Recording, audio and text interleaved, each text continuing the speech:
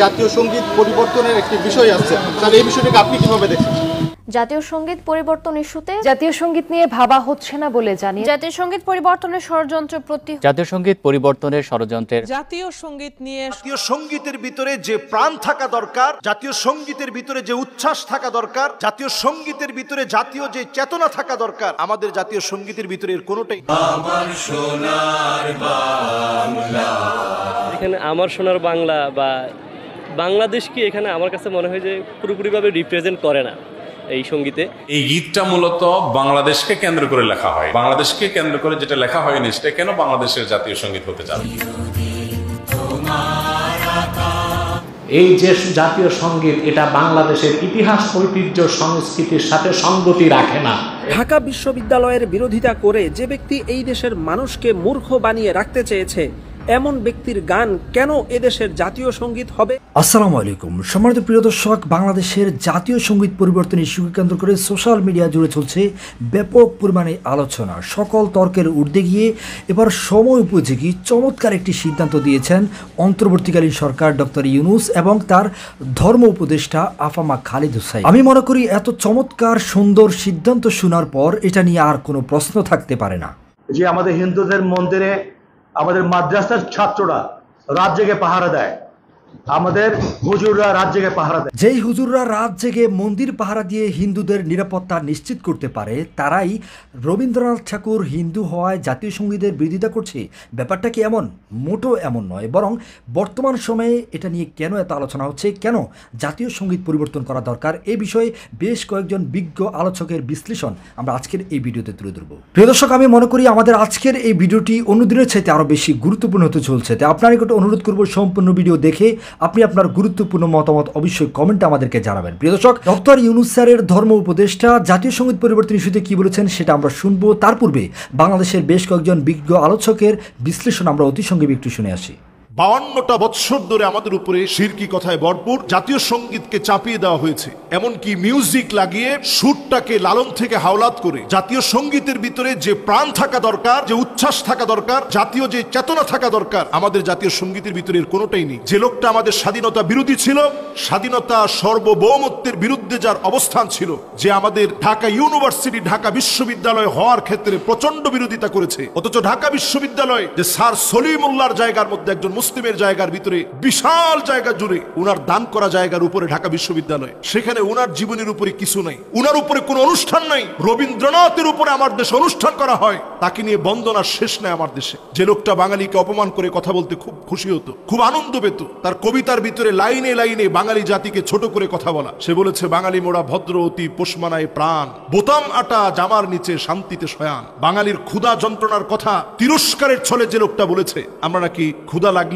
ক্ষুধার কথা কাউকে বলি না, সুন্দর একটা জামা পেলে আমাদের হয়, এরকম নানাভাবে তিরস্কার করে ছোট করে যে লোকটা কথা বলেছে, তার সঙ্গীত জাতীয় সঙ্গীত হিসেবে 52টা বছর ধরে চালিয়ে দেওয়া হয়েছে। এই সঙ্গীতের পরতে পরতে শিরকি অনেক কথা রয়েছে যেটা একজন মুসলিম হিসেবে আমরা মানতে পারি না। ইভেন আমাদের দেশের বাংলাদেশের নামটা পর্যন্ত নেই। পৃথিবীর অনেক দেশে আমি গিয়েছি, বহু দেশের জাতীয় সঙ্গীত আমার নিজের কান দিয়ে আমি শুনেছি। আমাদের আল আজহার বিশ্ববিদ্যালয়ে নাদিল ওয়াফিদিন বিভিন্ন দেশের কালচারের উপর একটা প্রোগ্রাম করা হতো এবং সেখানে প্রত্যেক দেশের জাতীয় সঙ্গীত সেখানে গাইতে বলা হতো। তো আমরা খুব অবাক হতাম, এমন কোন দেশের জাতীয় সঙ্গীত আমরা শুনি নাই যেই দেশের জাতীয় সঙ্গীতের ভিতরে তার দেশের নামকে রিপ্রেজেন্ট করা হয় নাই। কিন্তু আমার সোনার বাংলা, আমি তোমায় ভালোবাসি, এখানে বাংলা, পশ্চিম বাংলা আর পূর্ব বাংলার যে বিভক্তি, বাংলাদেশের কথা প্রচার না করে শুধু বাংলার কথা বলে এখানেও একটা বিবাদ সৃষ্টি করা হয়েছে। আপনি দেখবেন মমতা ওনার বক্তব্যে এবং বক্তব্যের পরে সেদিনও স্লোগান দিয়েছে জয় বাংলা বলে। তো শুধু জয় বাংলা বলার মধ্য দিয়ে দেশপ্রেম প্রকাশ পায় না। আমার ন্যাশনালিটি হচ্ছে আমি বাংলাদেশী, আমার বাংলাদেশের নাম থাকবে, এটা হচ্ছে আমার দেশ। রবীন্দ্রনাথের লেখা গান কেন বাংলাদেশের জাতীয় সঙ্গীত হবে? এ বিষয়ে এমন কিছু প্রশ্ন উত্থাপিত হয়েছে যেগুলোর উত্তর রবীন্দ্রনাথের অন্ধ অনুসারীদের কারো কাছেই নেই। 1905 সালে বঙ্গভঙ্গের মাধ্যমে স্বতন্ত্র বাংলাদেশ গঠনের যে সিদ্ধান্ত হয়, সেই স্বতন্ত্র বাংলাদেশের বিরোধিতা করে যে গান লেখা হয়েছে, সেটা কিভাবে বাংলাদেশের জাতীয় সঙ্গীত হয়? শুধু বঙ্গভঙ্গের বিষয়ে নয়, ঢাকা বিশ্ববিদ্যালয়ের বিরোধিতা করে যে ব্যক্তি এই দেশের মানুষকে মূর্খ বানিয়ে রাখতে চেয়েছে, এমন ব্যক্তির গান কেন এদেশের জাতীয় সঙ্গীত হবে? যে ব্যক্তি স্বাধীন বাংলাদেশের নাগরিকই নয় বরং স্বাধীনতার ৬৬ বছর আগে বাংলাদেশের বিরোধিতা করে গান লিখেছে, সেটা কোন যুক্তিতে এদেশের জাতীয় সঙ্গীত হতে পারে? যেই গানের ভেতরে স্বাধীনতা, ৫২, ৭১, মুক্তিযুদ্ধ, বীরশ্রেষ্ঠ, লক্ষ লক্ষ শহীদ এবং ধর্ষিতা মা বোনদের কথা নেই, এমনকি পুরো গানের মধ্যে কোথাও একটা বারের জন্যও বাংলাদেশ শব্দের উল্লেখ নেই, সেই গানকে এদেশের জাতীয় সঙ্গীত বানানোর অধিকার কে দিয়েছে? বাংলাদেশ স্বাধীন হওয়ার ৩০ বছর আগে রবীন্দ্রনাথ মারা গিয়েছেন। এই গানও লেখা হয়েছে স্বাধীনতার ৬৬ বছর আগে। তার মানে হচ্ছে এই গান কোনোভাবেই বাংলাদেশের স্বাধীনতা ও সার্বভৌমত্বকে ধারণ করে লেখা হয়নি। তাহলে কোন যুক্তিতে এটা স্বাধীন বাংলাদেশের জাতীয় সঙ্গীত হয়? এই গানের রচয়িতা বংশগতভাবেই একজন পতিতা ব্যবসায়ী। এই ধরনের নিকৃষ্ট চরিত্রের লোকের লেখা কিভাবে আমাদের জাতীয় সঙ্গীত হয়? ভারতের জাতীয় কবির লেখা গান কেন আমাদের জাতীয় সঙ্গীত হবে? আমরা কি এতটাই মূর্খ অথবা কাঙাল যে আমাদের জাতীয় সঙ্গীত লেখার মতো কোনো কবি আমরা জন্ম দিতে পারিনি? যেই গানের মধ্যে শিরিক থাকার কারণে মাদ্রাসাগুলোতে গাওয়া হয় না, সেটাকে কেন যুগ যুগ ধরে আঁকড়ে থাকতে হবে? জাতীয় সঙ্গীত এমন কোনো আসমানি ওহী নয় যেটা পরিবর্তন করা যাবে না। আপনি জেনে অবাক হবেন, Germany, Canada, Russia, Nepal, Rwanda, দক্ষিণ আফ্রিকা, অস্ট্রেলিয়া এমনকি আফগানিস্তানও তাদের জাতীয় সঙ্গীত পরিবর্তন করেছে। পৃথিবীর বড় বড় এলিট দেশগুলো যদি তাদের জাতীয় সঙ্গীত পরিবর্তন করতে পারে, তাহলে বাংলাদেশ কেন পারবে না?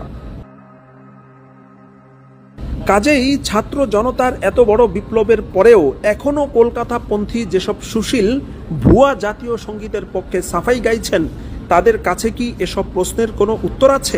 এই গীতটা মূলত বাংলাদেশকে কেন্দ্র করে লেখা হয়। বাংলাদেশকে কেন্দ্র করে যেটা লেখা হয়নি সেটা কেন বাংলাদেশের জাতীয় সঙ্গীত হতে যাবে, এটা একটি বিষয়। আরেকটা বিষয় হলো, যেই গীতের মধ্যে কোথাও বাংলাদেশ শব্দটাই নেই, সে গীত কিভাবে এদেশের জাতীয় সঙ্গীত হতে পারে? বিধায় আমি তো মনে করি যে এই দাবিটা অযৌক্তিক না, যে আমাদের জাতীয় সঙ্গীত পরিবর্তন করা এটা সময়ের সবচেয়ে গুরুত্বপূর্ণ দাবিগুলোর মধ্যে থেকে এক। এই যে জাতীয় সঙ্গীত, এটা বাংলাদেশের ইতিহাস, ঐতিহ্য, সংস্কৃতির সাথে সঙ্গতি রাখে না, অতএব এটা অবশ্যই পরিবর্তন হওয়া উচিত। দ্বিতীয় হচ্ছে, এখানে যথেষ্ট শেরকি কথা আছে। কি কথা আছে? তৃতীয় হচ্ছে, হিন্দুরা বাংলাদেশকে বলে বঙ্গমাতা আর ভারতকে বলে ভারত মাতা, তারা মাতা হিসেবে শ্রদ্ধা করে। এই জন্যই রবীন্দ্রনাথ লিখেছে, আমার সোনার বাংলা আমি তোমায় ভালোবাসি, তারপর ও মা তোমার আকাশ তোমার বাতাস। তাইলে এই গানটা লিখতে যে রবীন্দ্রনাথ পৌত্তলিক ধ্যান ধারণা বা চিন্তায় বিশ্বাসী ছিল, সেই চিন্তা থেকে সে গানটি লিখেছে। অতএব পৃথিবীর অনেক দেশে জাতীয় সঙ্গীত পরিবর্তন হয়েছে, দেশের মানুষ পরিবর্তন চাচ্ছে, আমরাও পরিবর্তন চাই, পরিবর্তন হওয়া উচিত। বিবাহ বার্ষিকী উপলক্ষে আপনার ভালোবাসার মানুষ অথবা যে কোনো স্পেশাল দিন উপলক্ষে আপনার প্রিয় মানুষকে উপহার দেওয়ার মতো এটি হবে সেরা একটি ইসলামিক গিফট প্যাকেজ। তাই অর্ডার করতে আমাদের ডেসক্রিপশন ও স্ক্রিনে থাকা নাম্বারে যোগাযোগ করুন। প্রিয় দর্শক, আমি মনে করি বাংলাদেশের জাতীয় সঙ্গীত পরিবর্তন করা দরকার, ঠিক আছে, এই কথাটি এই অবস্থায় ঠিক আছে, কিন্তু বর্তমান যে সিচুয়েশন, বর্তমান যে অবস্থা, এদিক দিয়ে ভারত হুমকি দিচ্ছে তারা আক্রমণ করবে বাংলাদেশে। তাছাড়া আমরা একজন মাত্র জালেম সরকারকে প্রতিহত করেছি, একটি মাস মাত্র হয়েছে। দেশ এখন আমরা গড়ার কথা, দেশ এখন আমরা গোছাবো। ঠিক এই সময় যদি আমরা বিতর্কে জড়িয়ে পড়ি, তাহলে এটা নিয়ে আমাদের দেশদ্রোহী যারা আছে, যারা বাংলাদেশ নিয়ে ষড়যন্ত্র করছে এখনও, তারা হাতে তালি দিবে। তাই আমি মনে করি এটা নিয়ে এই পর্যন্ত আমরা ক্ষান্ত থাকি, এটা নিয়ে আমরা আলোচনা না করি। প্রিয় দর্শক, ঠিক এই বিষয়টি নিয়ে চমৎকার আলোচনা করেছেন ডক্টর ইউনুসের ধর্ম উপদেষ্টা আফামা খালিদ হোসেন। চলুন আমরা স্যারের মুখে অতি সংক্ষেপে তার সেই কথাগুলো একটু শুনে আসি। বিতর্ক সৃষ্টি করে এমন কোনো সিদ্ধান্ত নেবে না অন্তর্বর্তী সরকার। রাজশাহীতে মতবিনিময় সভায় জাতীয় সঙ্গীত পরিবর্তন প্রসঙ্গে এ কথা জানান ধর্ম উপদেষ্টা ডক্টর আফামা খালিদ হোসেন। বিতর্ক সৃষ্টির প্রয়াস, আমাদের প্রধান উপদেষ্টাও বারবার বলেছেন, বিতর্ক সৃষ্টি হয় এমন কোনো জায়গায় আমরা হাত দেব না। আমরা হলাম ইন্টারিম গভর্নমেন্ট, অন্তর্বর্তীকালীন সরকার। আমাদের দায়িত্ব হচ্ছে ল অ্যান্ড অর্ডার সিচুয়েশনকে রেস্টোর করা। আমরা আপ্রাণ চেষ্টা করে যাচ্ছি আমাদের বাংলাদেশের যে ঐতিহ্য, কমিউনাল হারমোনি, সাম্প্রদায়িক যে সম্প্রীতি, সৌহার্দ্য যুগ যুগ ধরে আমরা বহন করে আসছি, এটা অটুট থাকবে। এবং আমি কেবল মুসলমানদের উপদেষ্টা নই, আমি হিন্দুদেরও, সনাতনী ভাইদেরও, বৌদ্ধদেরও, খ্রিস্টানদেরও তাদের যেমন অধিকার আছে মুসলমানদেরও অধিকার সমান। এই অধিকারকে আমরা এক্সারসাইজ করতে চাই। প্রিয় দর্শক, আমি মনে করি সময় উপযোগী একটি সিদ্ধান্ত দিয়েছেন আফামা খালেদ হোসেন স্যার। প্রিয় দর্শক, আমি ওনাকে ধন্যবাদ জানাই। সেই সাথে শুরুতে আমি একটি ছোট্ট ভিডিও ক্লিপ দেখিয়েছিলাম আমাদের একজন সেনা প্রধানের। আমি স্যারকে স্যালুট জানাই। তিনি যে অকপটে সকল মিডিয়ার সামনে চমৎকারভাবে তিনি তুলে ধরেছেন হুজুররা মন্দির পাহারা দেয়, এটা খুবই খুবই প্রশংসনীয় একটি বিষয় এবং খুব চমৎকারভাবে তিনি এই কথাটা বলেছেন। আমার কাছে খুব ভালো লেগেছে। আপনার কাছে সেনা প্রধানের এই বক্তব্যটি কেমন লেগেছে?